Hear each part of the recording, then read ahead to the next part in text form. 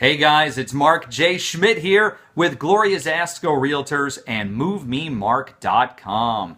I'm excited. Today is day 14 of Mark Madness. If you saw in the Home News Tribune newspaper over the weekend, Mark Madness is happening all March long, and it's where I'm giving you great tips, advice, ideas, suggestions, everything you need to make sure that your move is a huge success. Make sure you check back every day on my Facebook page at facebook.com/MoveMeMark so you don't miss out. But thank you so much for watching. I do appreciate it.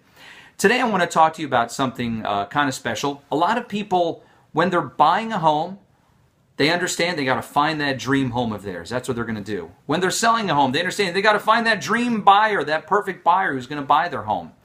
But what happens after that? What happens once those contracts are signed? You have what's called a meeting of the minds. You agree on a price, you sign contracts. What happens after that? Well, I'm going to tell you there's really 3 hurdles you have to get over between the time everyone signs the contract and then going to the closing table. So here's the 3 hurdles. The first one is attorney review. Once you have those signed contracts, you have the right to have an attorney review the contract and make sure that everything is in your favor, at least between you and the other side. So during attorney review, either party can cancel the contract for any reason. So if the buyer just decides all of a sudden, hey, I don't want to buy, they can kill the deal. If the seller decides, hey, you know what, I got someone else who's giving me an offer for more money, they can kill the deal. Either party can cancel the contract for any reason or for no reason at all, okay? That's the first hurdle, is getting through attorney review. The second hurdle is home inspections. So after attorney review is completed, you're then considered under contract. So everybody's buying and everybody's selling, okay?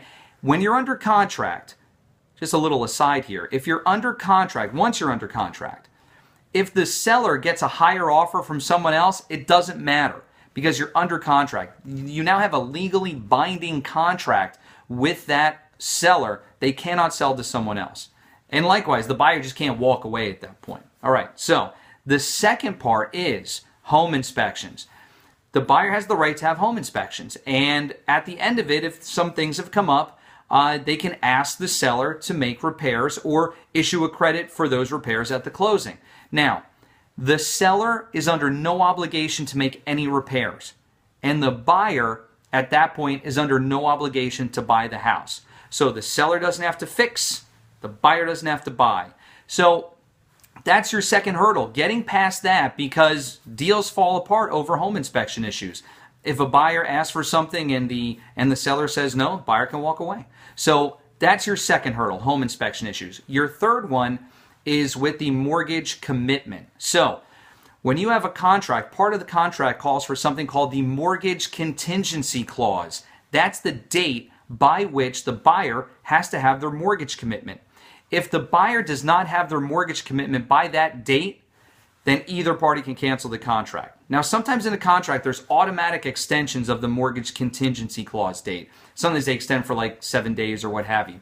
But the main gist of this clause is that if the buyer doesn't have their mortgage commitment by that date, either party can cancel the contract. The reason why either party can cancel the contract is because if a buyer can't get a mortgage, the buyer can't afford the house. They can't buy.